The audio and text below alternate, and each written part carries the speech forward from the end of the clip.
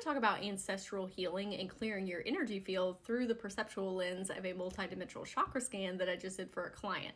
And I'm going to give a heads up before we get into it that these things are going to be kind of heavy. And I made sure to ask her, like, hey, is this okay? And she said, yes, she would love to help other people through her scan. She also asked about manifesting a relationship in the 3D. So we're going to get into that as well. So when I go into her field, there was a priestess that came forward and she asked me to go down into the lower realms with her. And in shamanism, the lower world is where you meet with your ancestors and do generational trauma clearing. There's also a lot of guides that you can meet in there that are very of the earth. Down there was a grandmother energy that came forward, and after I sent her scan to her, she told me that was her Jamaican grandmother.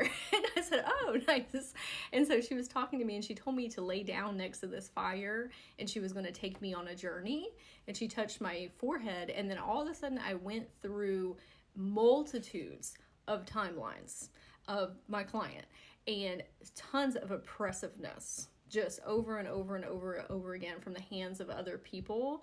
And my client in this lifetime was feeling that all the way down to her DNA. Like she had been carrying a lot of just weight, heaviness, not physical weight, but energetic weight.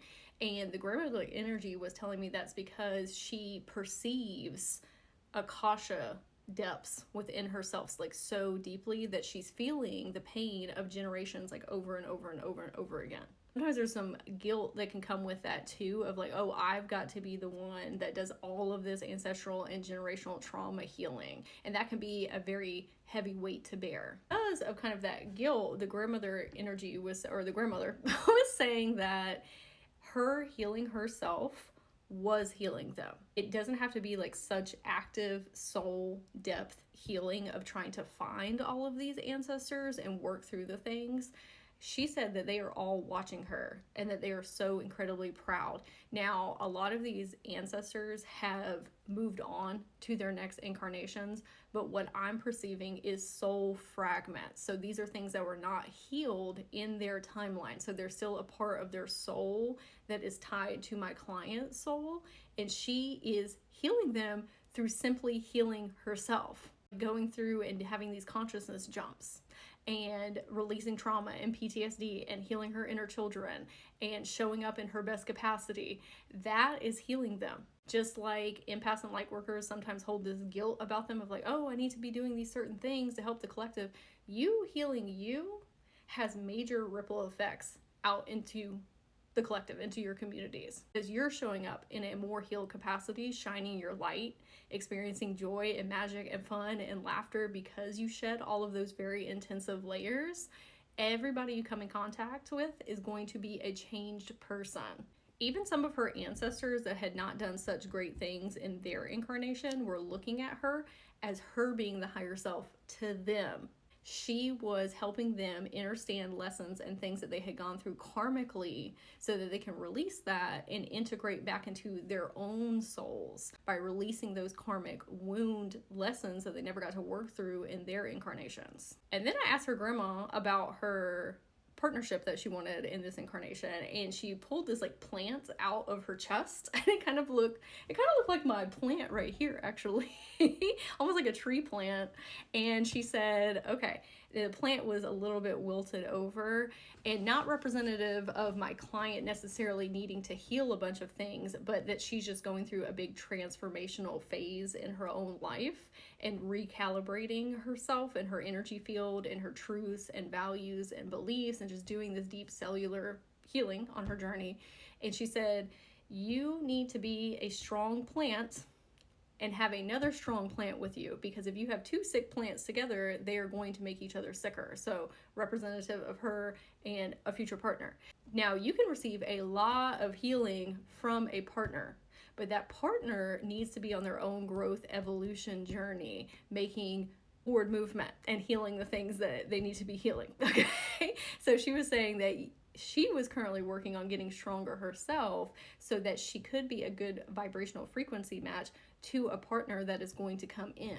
And then she was saying, this is something that I talk about with my clients, okay, personifying your next higher self. That's actually how you make the quantum shift. You have to have a clear picture of the identity that you're trying to become. And she said that you can do that with a partner as well. So you can get out a sheet of paper and write down all the traits that you want in another person. And then you can actually go in meditation and speak with that person, because that person is just another reflection of you, and you can actually materialize somebody working on their stuff and who is going to be a great match for you. And it amplifies it if you're going in with that list in mind of, hey, these are things that I expect and that I deserve.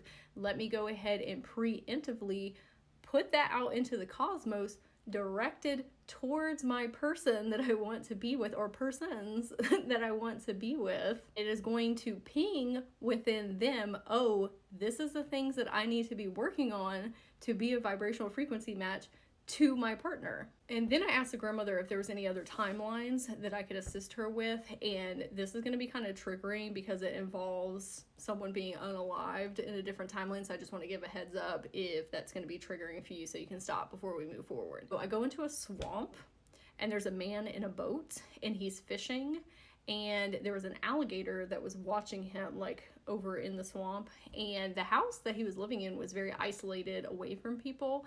And I was talking to his higher self, and he said that because he experienced so much trauma and abuse in childhood, that he never got to heal from that and ended up isolating himself away from people, and then just kind of continuously went downhill and was holding a lot of like resentment and just hurt from all the trauma. What ended up happening was the alligator ended up pushing his boat over and eating him. And so he had a lot of unresolved things that happened in that timeline. As I was talking, a little boy ran up to me and grabbed me and was like crying.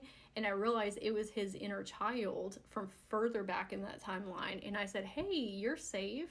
You're protected. I've got you, you're loved. I said, let's go somewhere where you feel safer, because he was showing me all the experience that happened to him when he was a little boy. And so I ended up taking him to the fairy kingdom and I actually met a different timeline version of my client there who was a fairy, and we were all in a tree house together, and we were comforting him and telling him that he could stay here in this space. And this fairy version was going to be a guardian of him. And he was like, well, who's going to take care of me? And she said, we all are. We're all a community. That's what you needed when you were a child and when you were an adult. So this is going to give you that deep soul healing. And there's plenty of animals and creatures and beings and friends that you're going to make here in this space. We released him from that energetic timestamp he was in. And as I was talking to her fairy version, who is super beautiful, she said that my client has the gift of influencing people's moods, but like not in a manipulative way, but in a way that's, if somebody has not experienced joy or magic or fun or whimsy or safety, she can actually project that out of her auric field and envelop another person in it. And just being in her presence was going to bring tons of healing to other people.